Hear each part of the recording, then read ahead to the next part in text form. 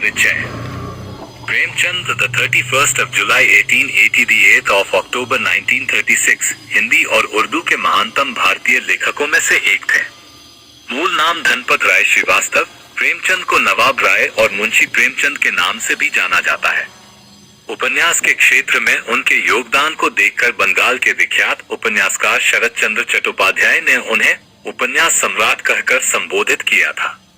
प्रेमचंद ने हिंदी कहानी और उपन्यास की एक ऐसी परंपरा का विकास किया जिसने पूरी सदी के साहित्य का मार्गदर्शन किया। आगामी एक पूरी पीढ़ी को गहराई तक प्रभावित कर प्रेमचंद ने साहित्य की यथार्थवादी परंपरा की नींव रखी। उनका लेखन हिंदी साहित्य की एक ऐसी विरासत है जिसके बिना हिंदी के विकास का अध्ययन अधूरा होगा। वे एक संवेदनशील लेखक, सचेत नागरिक, कुशल वक्ता तथा सुधीक विद्वान संपादक थे। 20वीं शती के पूर्वार्ध में जब हिंदी में तकनीकी सुविधाओं का अभाव था, उनका योगदान अतुलनीय है।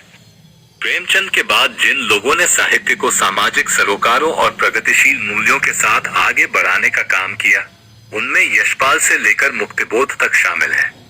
उनके पुत्र हिंदी के प्रसिद्ध साहित्यकार अमृत राय हैं, जिन्होंने इन्हें कलम का सिपाही नाम दिया था। प्रेमचंद का जन्म वाराणसी के निकट लम्ही गांव में हुआ था।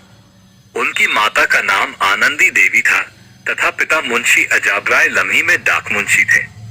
उनकी शिक्षा का आरंभ उर्दू, फारसी से हुआ और जीवन यापन का अध्यापन से पढ़ने का शौक उन्हें बचपन से ही लग गया।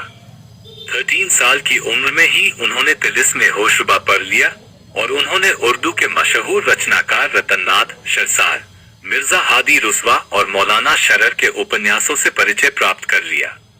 1898 में मैट्रिक की परीक्षा उत्तीर्ण करने के बाद वे एक स्थानीय विद्यालय में शिक्षक नियुक्त हो गए। नौकरी के साथ ही उन्होंने पढ़ाई जारी रखी। 1910 में उन्होंने अंग्रेजी, दर्शन, फारसी और इतिहास लेकर इंटर पास किया और 1919 में बीए पास करने के बाद शिक्षा विभाग के इंस्पेक्टर पद पर नियुक्त हुए।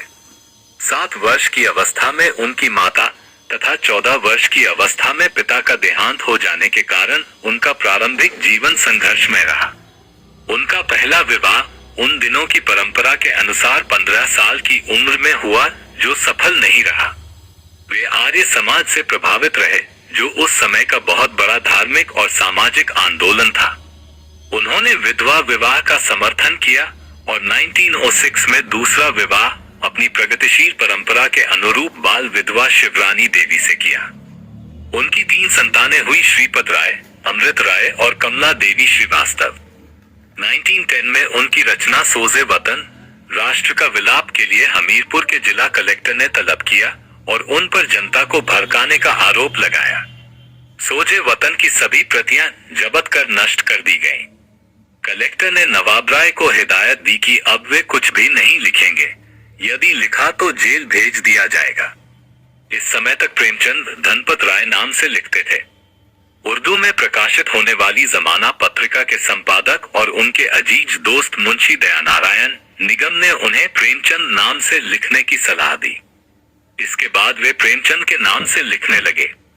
उन्होंने आरंभिक लेखन जमाना पत्रिका में ही किया। जीवन के अंतिम दिनों में वे गंभीर रूप से बीमार पड़े।